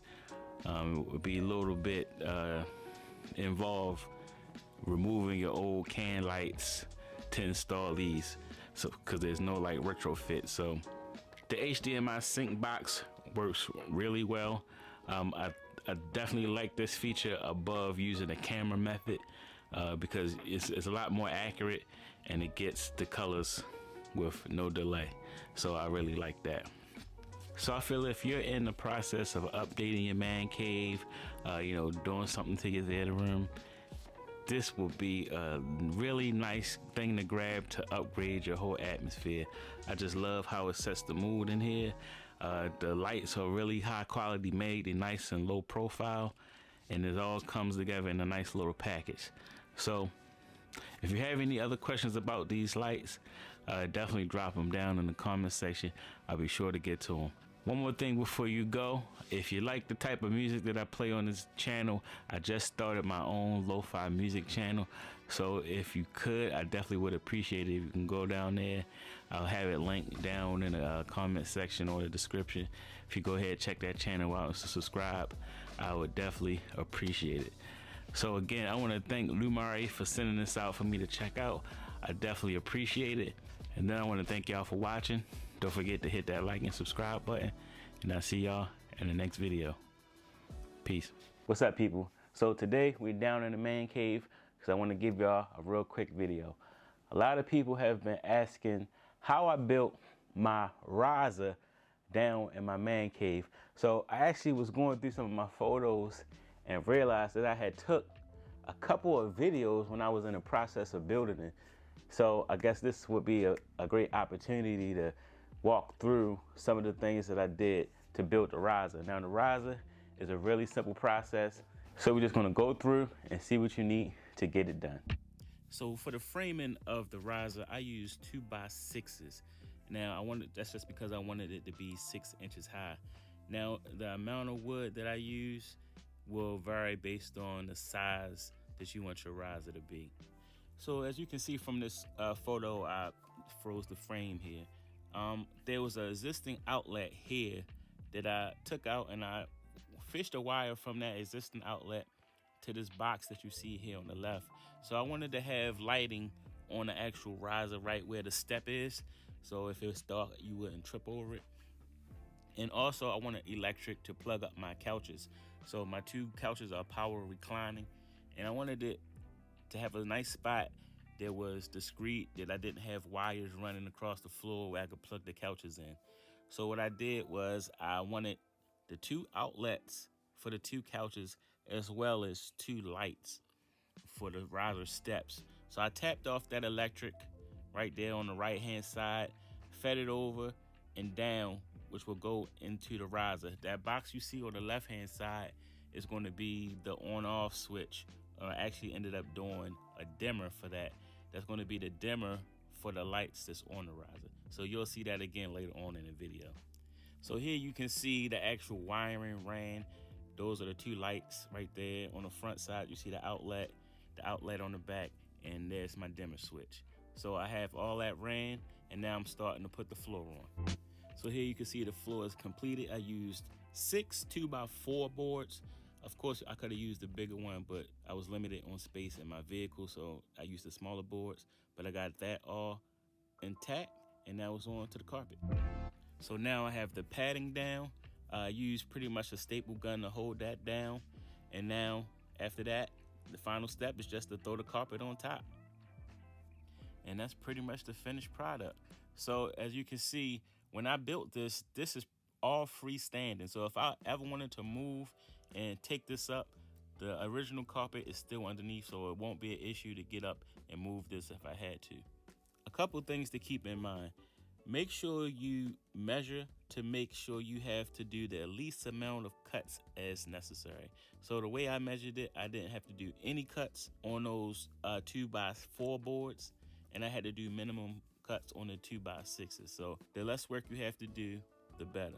Also, like I said earlier, I did mine freestanding, so I didn't cut the carpet up underneath. That way, if you ever want to move that, the person that moves in after you, or if for some reason you want to change the configuration of your basement, You have the ability to do that. As far as the electrical work, if you're not comfortable doing electrical work, please get a certified contractor to do that work. And then lastly, the most difficult part of this whole process was actually not laying the carpet, but by it being a riser, you have to get the corners of the carpet. And there's a great video that I saw on YouTube that shows you how to cut the corners and do the corners on a step to make it seamless. All in all, a very easy project, and I want to say this whole project came in at under $250. Not bad. All right, so that's pretty much it. So I want to thank y'all for watching. If y'all have any questions that I didn't answer in this video, be sure to drop them down in the comment section, and I'll be sure to get to them. So until then, I'll see y'all in the next video. Peace out. What's up, people? Today I'm going to be showing you how to set up your own digital movie poster for your home theater or your man cave. So without wasting any time, let's get right into it. All right, so let's start off with what you need. You're going to need a computer, a spare monitor or TV, and if you want to do this wirelessly, you're going to use a Chromecast or any type of digital streaming stick. Also, at the end of this video, I'm going to give you a cheaper alternative that you can use with just the TV and the USB thumb drive. So here I have a 24-inch monitor set up to use as an example. This right here was $100 on Amazon. I'll have this link down in the description if you want to check it out. So as you can see, you're going to need to mount your TV in a portrait mode. So that's real simple to do. Just reverse the back of the mount and you're going to have it mounted vertically. So since I don't want to have my computer always connected directly to the monitor, I'm going to use the Pro Screencast to cast my images from my computer to this monitor. Now you can use like a regular Chromecast, one of the on Chromecast sticks, or if you had a TV that has Chromecast built in, that will work as well. All right, so let's head over to my computer and I can show you the free software that makes all of this work. All right, so now we're at the app, which is called Movie Poster app. We're gonna go ahead and go to downloads. Now, from my experience, the dev build is normally the latest version, so we're gonna go ahead and download the dev build, which right now is version 2.3.0.6. Go ahead and download that. As you can see here, it says Movie Poster is not registered. Now, I said this is a free app. This is a free app, but you're gonna have a red message at the bottom of your screen that says not registered. In order to get that removed, you have to donate to the creator of this app. All he asks for is a donation of more than $10, and he will send you a registration code, which will remove, if you can see here on this version, it says not registered down here at the bottom in red. So if you want that removed, donate $10 to the developer of this app and he will send you a registration code. Real nice guy, put a lot of hard work into this app. So definitely, if you enjoy the app and if everything's working for you, at that point, then go ahead and get your registration code. But for right now, we're not going to get the registration code. We're going to go ahead and hit exit on that. Now, as you can see, the screen is up. You can see this is the movie poster here. So before we show how you get this over to the computer, let me just go through some of the settings. So on plugin options, you can tie this in with Kaleidoscope. Plex is what I use, Kodi, and Jellyfin. Now, what this does is, if I play a movie on Plex, it'll automatically show up on my movie poster saying now playing. It'll show the runtime, how much time is left, the ratings, all the pertinent information. So I think that's one of the coolest features about the movie poster, but I'll show you that a little bit later. Now, into appearance, you can customize the logos, the name of the theater, the font, the text. Everything is customizable and really cool.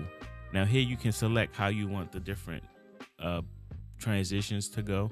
So in between posters, there's a transition. Right now I just have it to fade, but as you can see, there's a large list of different transitions you can use.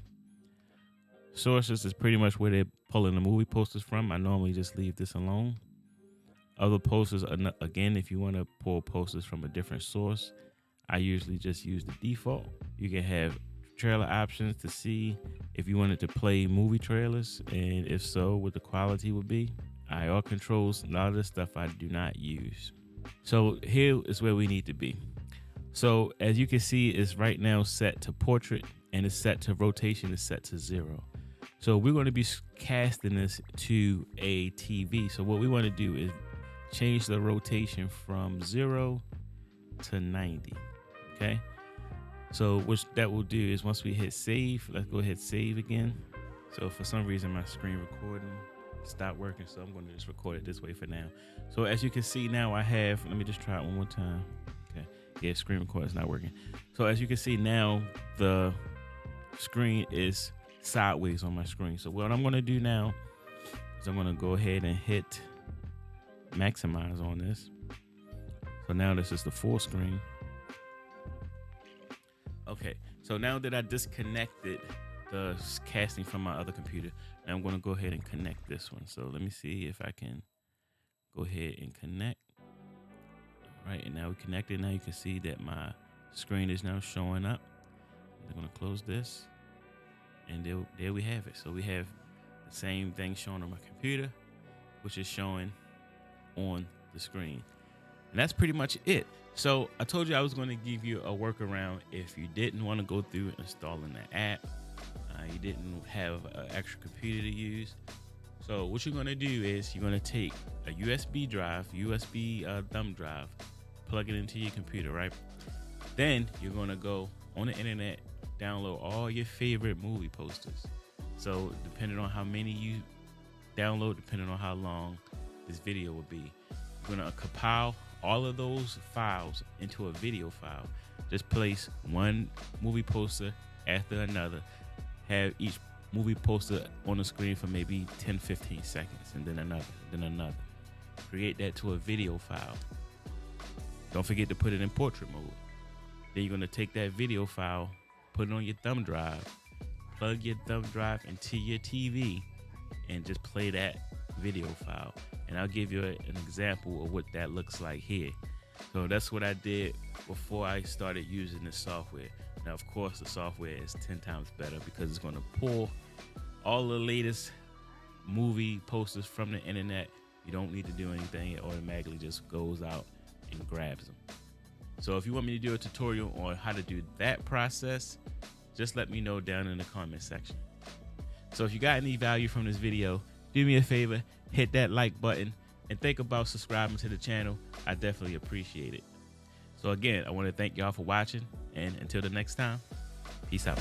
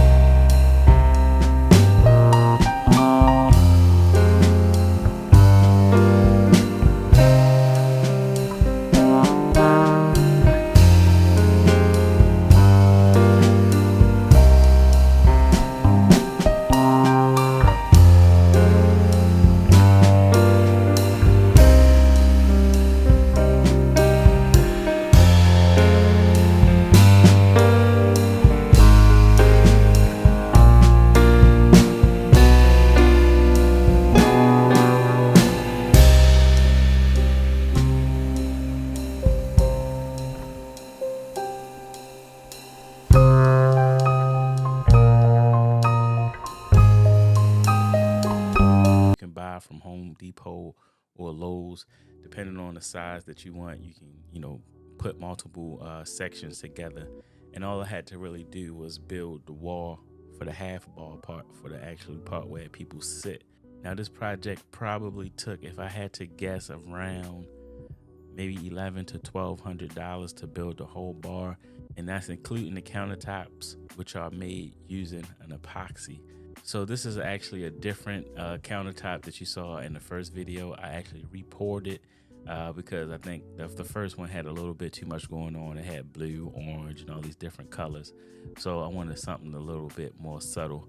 So I switched it over to this white and blue look, and I really love it.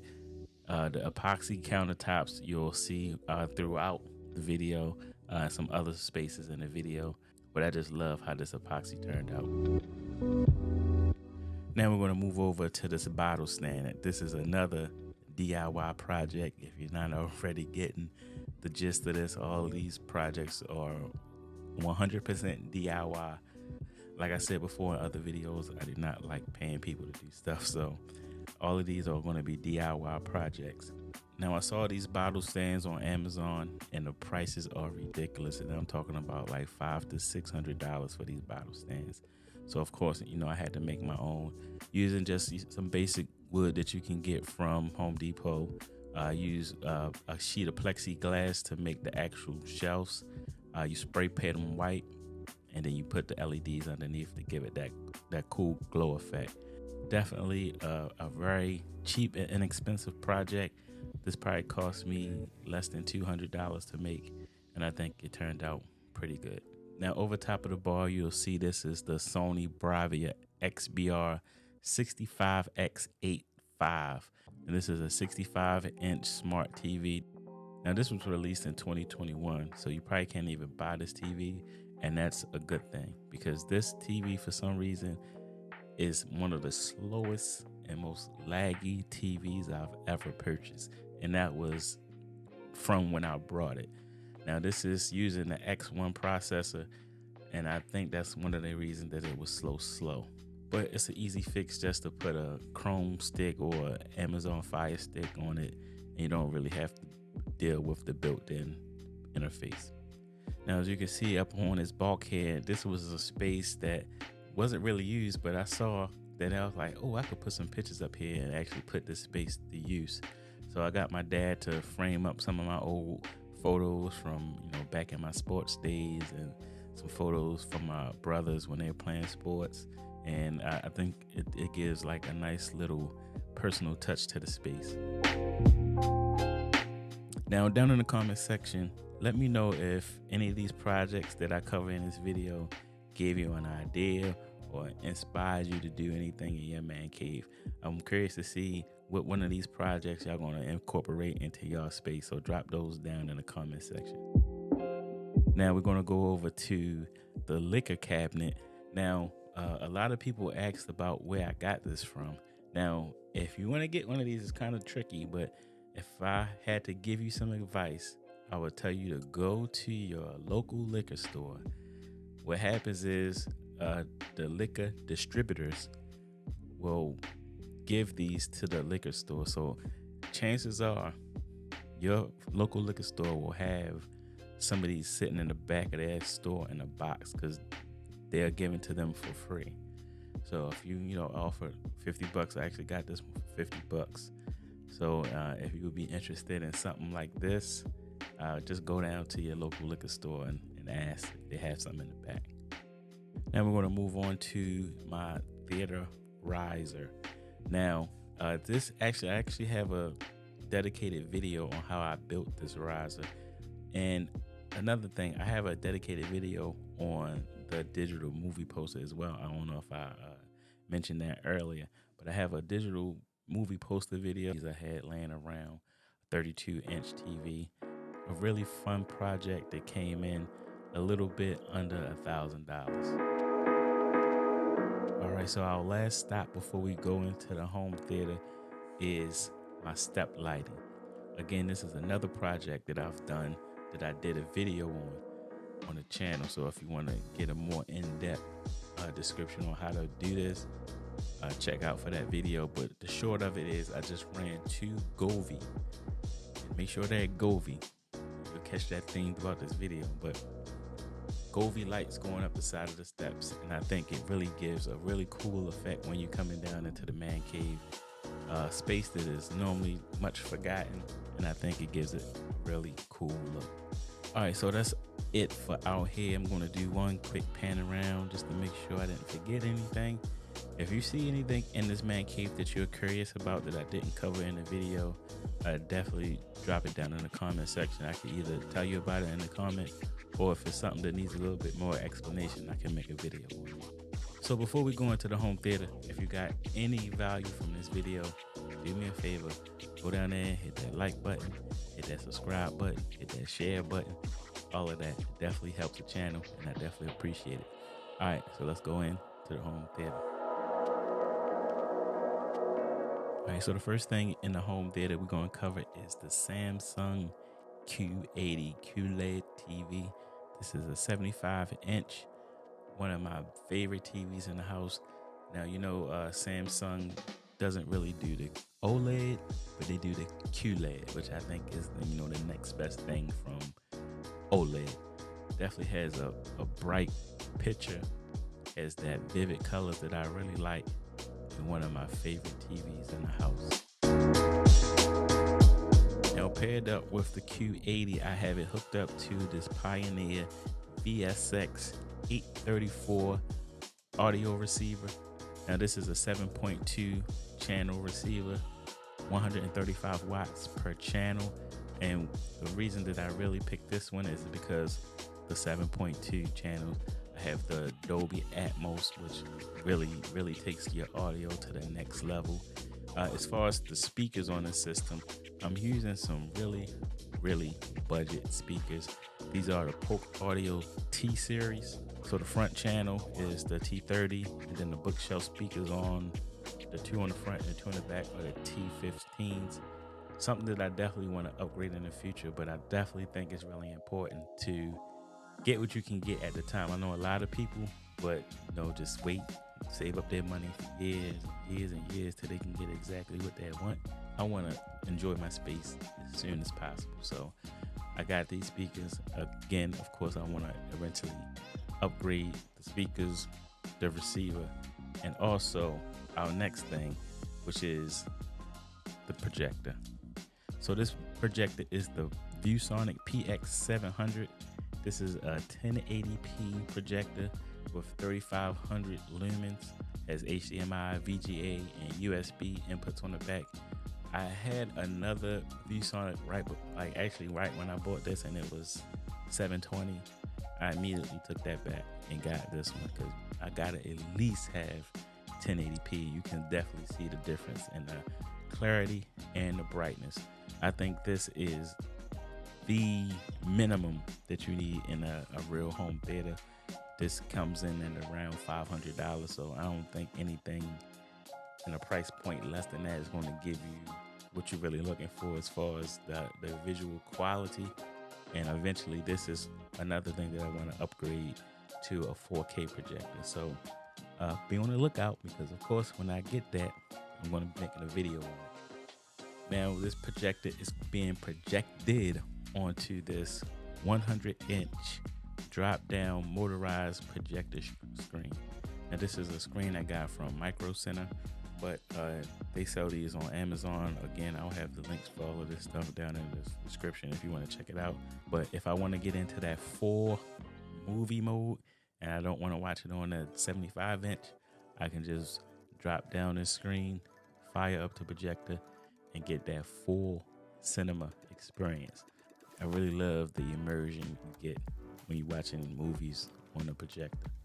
Now, all of my video sources from the projector and from the TV are coming from the NVIDIA Shield. Now, this NVIDIA Shield has the Tegra X1 Plus processor, 2 gigs of RAM, 8 gigs of storage, and you can actually expand it with your micro SD card. But I really love it because of the interface. It's fast, it's snappy, and it's using that base Google operating system that I feel is the best when it comes to navigating through the apps and the different programs that you're going to be using. And of course, this has 4K HDR streaming, Google Assistant, and you can actually game on this if you wanted to. So now we're going to move on to the back of the home theater, and we're going to take a look at the home theater seating. Now, I only really had one requirement when I got these seats, and it was that they be 100% pure leather. Now, I got these from forseating.com. Now, if you look on this website, you can get lost on the different varieties of home theater seating that they have. They can get really, really expensive, but they definitely have some nice things to check out on that website. Next thing we're going to check out is the Lumari Sync Box. Again, this is another product that I have a video on if you want to check out and get more details on, but I really think this sync box took the theater to another level. Now, of course, you've seen a lot of the sync boxes where you get the colors around the TVs, and I think that's really cool, but these took it to the next level.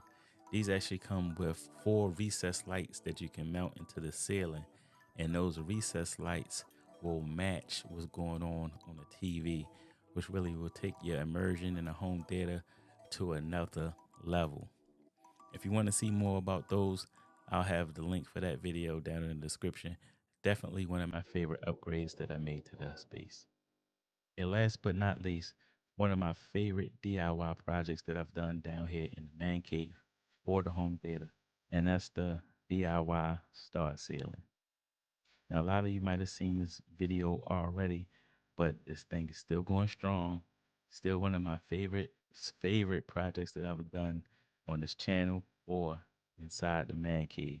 And I think this is the one thing that really took the home theater to another level.